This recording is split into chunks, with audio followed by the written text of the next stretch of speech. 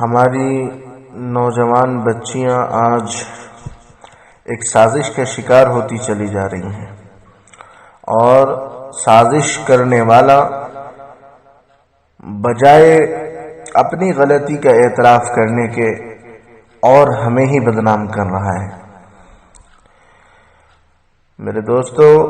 بہت ہی دکھ اور افسوس کے ساتھ یہ کہنا پڑ رہا ہے کہ اس دیش میں،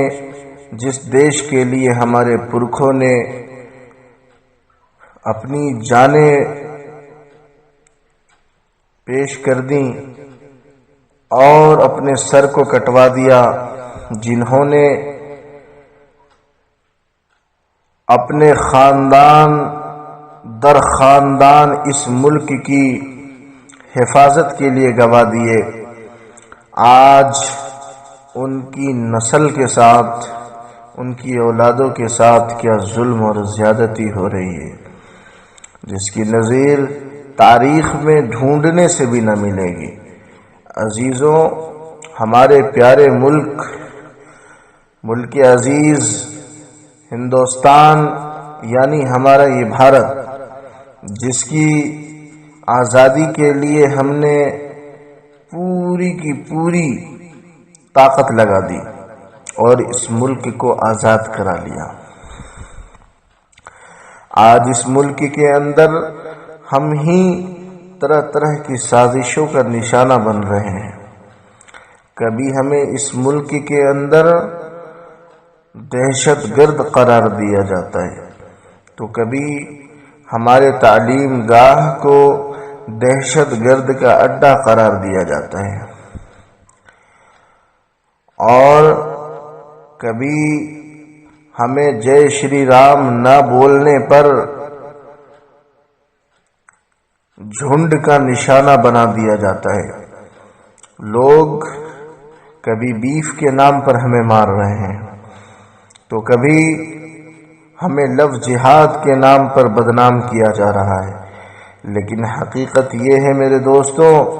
کہ ہم ہر طرح سے صرف اور صرف بدنام ہو رہے ہیں۔ ہم نے اس ملک کے ساتھ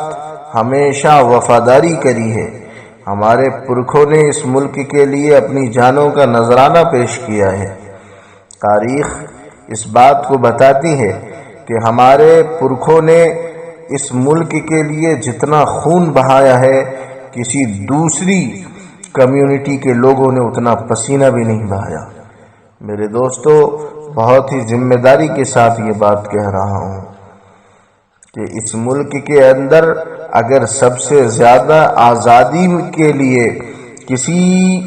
ایک کمیونٹی نے محنت کری ہے تو وہ ہماری کمیونٹی ہے۔ ہم نے اس ملک کی آزادی کے لیے سب سے زیادہ محنت کری ہے، سب سے زیادہ جانوں کا نذرانہ دیا ہے، ہم نے سب سے زیادہ اپنا خون بہایا ہے۔ ہم کل بھی اس ملک کے وفادار شہری تھے اور آج بھی ہم اس ملک کے وفادار ہیں۔ لیکن میرے دوستوں، آج کے اس بھارت میں بہت ساری خرابیاں کچھ شدت پسند تنظیموں نے کھڑا کر دی ہیں، جس میں ایک خرابی یہ بھی ہے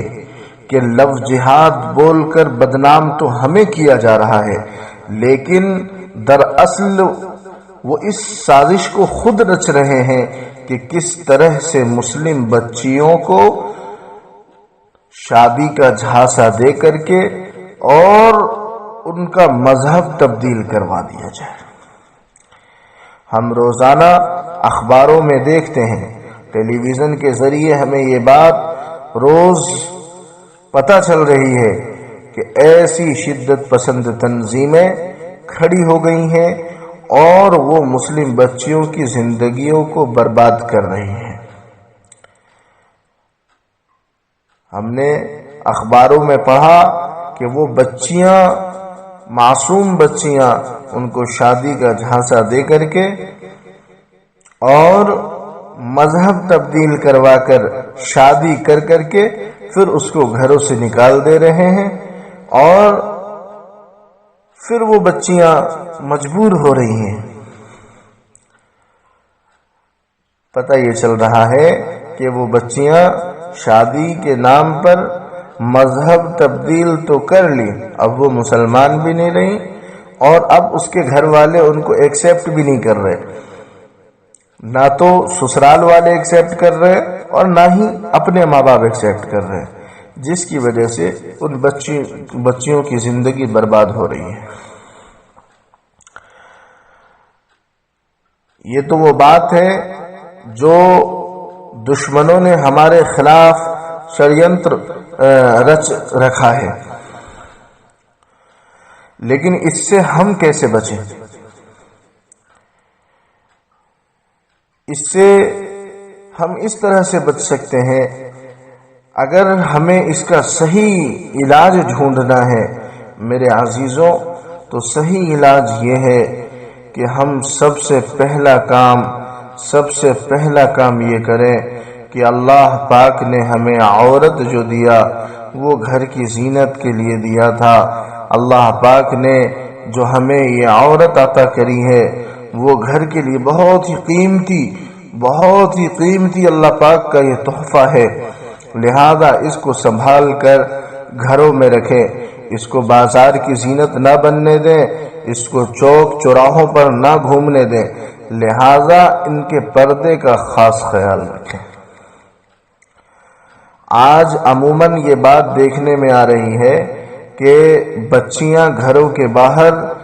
خریداری کرتی ہوئی مل رہی ہیں اور بچے گھروں میں بیٹھے ہوئے ہیں، جس کا خمیازہ آج ہم بھگت رہے ہیں۔ دوسری بات، ہم اپنے بچیوں کی اسلامی تعلیم، دینی تعلیم اور اسلامی تربیت کا خاص انتظام کریں، خاص نظام بنائیں کہ ہم اپنے بچیوں کی صحیح تعلیم نبوی یعنی دینی تعلیم کا انتظام کیسے کریں، اس کا ایک خاص نظام بنایا جائے اور اپنے بچوں کو دینی تعلیم سے آراستہ کرایا جائے، ان کو دینی تعلیم سکھایا جائے، ان کو پردے کی اہمیت بتائی جائے، ان کو اسلام جو مذہب ہے اس مذہب کا صحیح تعارف کرایا جائے اور اس کو واقعی اسلام سمجھایا جائے۔ آج کل ہم اسکولوں، کالجوں اور یونیورسٹیز میں اپنے بچوں کو پڑھا رہے ہیں مگر دینی تعلیم سے ناآشنا کر رکھے ہیں، دینی تعلیم نہیں سکھا رہے ہیں، جس کے بنا پر بڑی خرابیاں پیدا ہو رہی ہیں۔ لہذا جہاں ہم عصری تعلیم میں سبقت لیتے جا رہے ہیں وہاں پر ہم دینی تعلیم بھی اپنے بچوں کو زیادہ سے زیادہ سکھائیں اور اس کے لیے صحیح انتظام کریں۔ اگر آپ کی بچی چھوٹی ہے اور بہت زیادہ چھوٹی ہے آپ اس کو مسجد میں بھیجیں، اور اگر آپ کی بچی عمر میں بڑی ہے تو لہٰذا گاؤں کے کسی عالمہ سے اس کو پڑھائیں، اور گاؤں میں اگر عالمہ نہ ہو تو امام صاحب سے بات کریں اور پردے میں اس بچی کے دینی تعلیم کا انتظام کریں تاکہ اس بچی کو پردے کی اہمیت کے ساتھ ساتھ اسلام کا صحیح تعارف بھی کرایا جا سکے اور صحیح تعلیم بھی اسے مل سکے۔ تیسری سب سے اہم چیز جو ہے وہ یہ ہے کہ آج کے دور میں ہم نے موبائل فون کا استعمال بہت زیادہ کرنا شروع کر دیا ہے، لہذا اس کی ضرورت بھی ہے، مگر ہم اپنے نوجوان بچیوں کو موبائل فون سے دور رکھیں۔ آج کل موبائل فون کے ذریعے طرح طرح کی فحش گوئی پھیلائی جا رہی ہے، طرح طرح کی عریانیت پھیلائی جا رہی ہے، جس کی وجہ سے ہماری نوجوان نسل پر بہت بڑا فرق آیا ہے۔ لہذا اپنے بچیوں کی حفاظت کریں اور ان کو موبائل سے بچا دیں۔ اگر آپ کی بچیاں موبائل سے دور ہیں تو سمجھ لیجئے کہ وہ 35% بالکل اس چیز سے بچی ہوئی ہیں، ان کے پھنسنے کا 35% تو چانس نہیں ہے۔ مگر اگر ان بچیوں کو دینی تعلیم نہیں ہے صحیح، تو سمجھ لیجئے کہ 30% اب بھی چانسز ہیں کہ وہ پھنس جائیں۔ لیکن اگر ان کو پردے میں نہیں رکھا گیا تو آپ یقین جانیے ہر حال میں وہ پھنس جائیں گی، اس سازش کا شکار ہو جائیں گی۔ میری بہنوں، اپنے نوجوان نسل کی حفاظت کرنا ہماری ذمہ داری ہے۔ ہم جہاں پر اپنے بچوں کا اور اپنے بچیوں کے کھانے پینے کا اچھا خیال رکھتے ہیں، ان کے پہننے کا اچھا خیال رکھتے ہیں، وہاں پر ہمیں یہ بھی خیال رکھنا ہمارے لیے ضروری ہے کہ ہم اپنے بچوں کے ایمان کی حفاظت کیسے کریں، ہم ان کے دین کی حفاظت کیسے کریں، ہم اس کے لیے صحیح رشتہ کیسے تجویز کریں۔ لہذا وقت پر اپنے بچیوں کے نکاح کی جو سنت ہے اسے پورا کریں۔